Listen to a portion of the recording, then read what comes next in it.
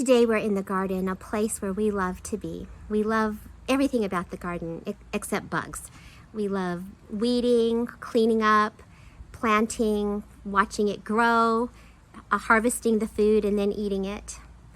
And I've always liked to draw parallels between my garden and my classroom because I show my students how we can plant all at the same time, but everything sprouts at different times, and the same is true for them. And it's okay, and it's good.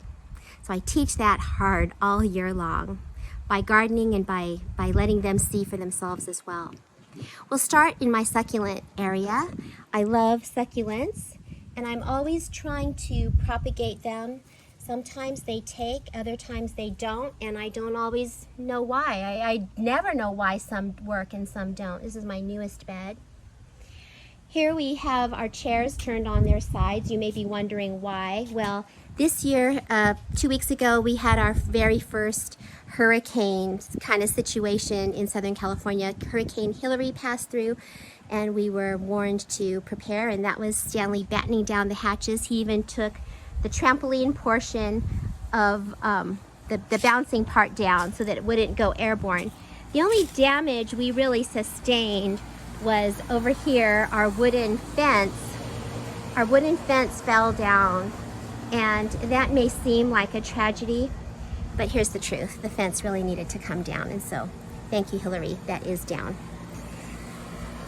Here are our beds that Stanley built, and he took great care in designing and building them, and then he drove all the way to Los Angeles and bought this special paint that was supposed to not fade and be sun resistant, but as you can see, that did not quite happen.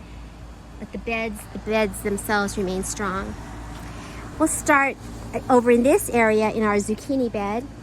He already pulled it out this week, so I'm a little bit late, but you know, the zucchini may not be considered the most exotic and exciting of vegetables, but this is what feeds us all summer. The zucchini and cucumber we eat for dinner every single night, and we rarely have to buy produce all summer long. So that workhorse, unexotic vegetable really sustains us. Here is our kale bed. He took it all down to the stumps this week, and I'm sorry I was a little bit late here because this was the most beautiful bed that we've had. It just was tremendous with the kale. But what you couldn't see were the millions of aphids that had infested this bed. And when he went to pull it out this week, I wish I had video of it. He was covered with aphids, and he said, I'm going to be feeling that for a long time. Lots of lessons to be learned from the kale bed. Here we have our green onion and lettuces, and I know that it is empty now, but very recently it was thriving. This brings us tremendous joy all summer, our strawberry beds. We have 2, and every morning we come out and we pick strawberries. Look, every little white blossom will become a fruit, and we put them in the little green baskets just like at the store. And he always plants 2 varieties because we need a difference of strategies even in the garden. We don't know which one each year is going to produce the best. And here we have our cucumber vines, and the cucumbers don't look anything, let's see, how can I show this to you? There we go.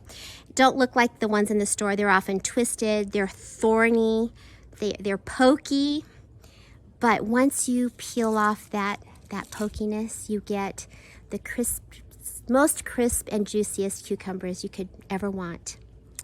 Here we have his very favorite vegetable. Look, aren't the blossoms beautiful? These are Japanese eggplant. There's a little baby one right there. And this is what they look like when we're ready to harvest them and eat them. And maybe I should show you how we cook them. They're so very good.